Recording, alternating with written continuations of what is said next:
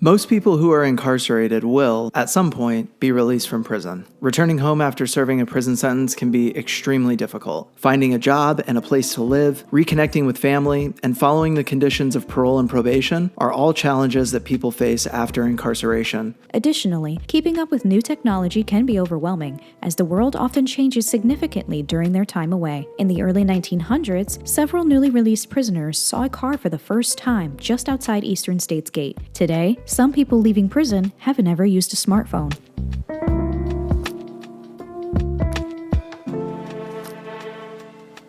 Throughout Eastern State Penitentiary's history, tens of thousands of people were released back to their communities. In most cases, we know very little about someone after they left the penitentiary, but there are some unique instances that stand out as remarkable examples of people overcoming enormous obstacles to re-enter society.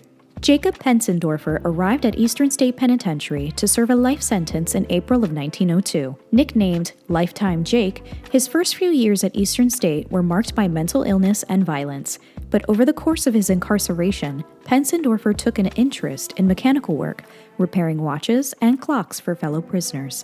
In 1913, he built and installed a clock for the penitentiary's Central Guard Tower. The following year, he patented an invention for an improvement to a turbine engine.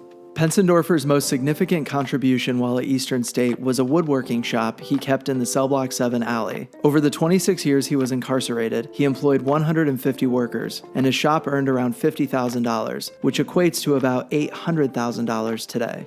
In 1926, Pensendorfer received a pardon from the governor of Pennsylvania and was released. Promising not to forget his friends, Pensendorfer opened a woodworking shop in West Berlin, New Jersey, and exclusively hired other formerly incarcerated people. They made inlaid tables, jewel boxes, humidors, model ships, and cabinets. Pensendorfer's shop quickly became the largest in the region and employed 15 formerly incarcerated craftsmen. Describing the challenges of reentry, Pensendorfer reflected, "I saw men come in, serve their time, and go out with the determination to go straight, and then I saw them come back again. Their prison record was too much. They couldn't get jobs, or when they did, the fact that they had been behind bars would become known, and that was the end. They would go back to crime again because there wasn't anything else to do."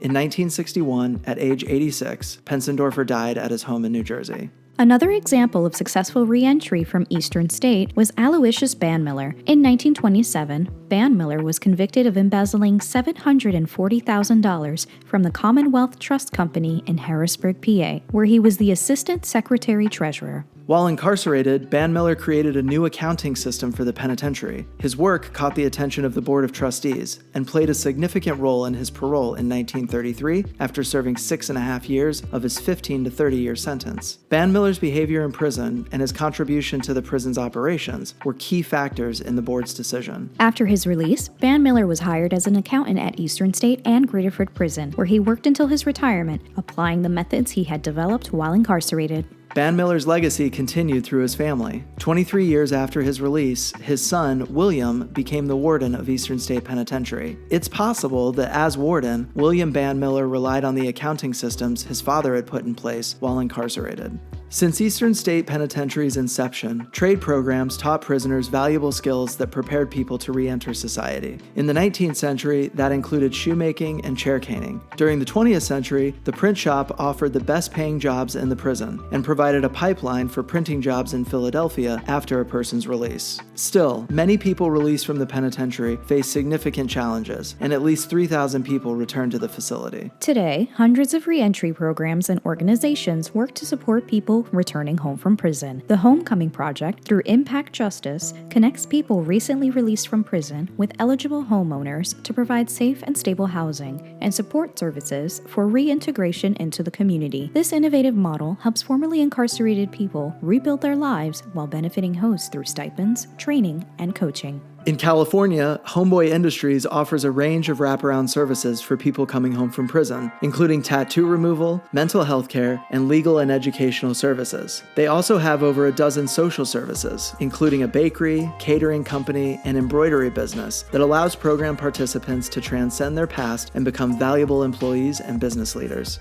Here at Eastern State, we offer the LEAD Fellowship, a holistic reentry initiative that gives people coming home after incarceration the tools and resources they need need to transform their lives, their communities, and the world. While fellows reacclimate to life outside prison walls, they receive paid job training and access to vital resources like housing support, financial education, and career services. How can communities better support individuals returning from prison to help them feel welcomed and valued?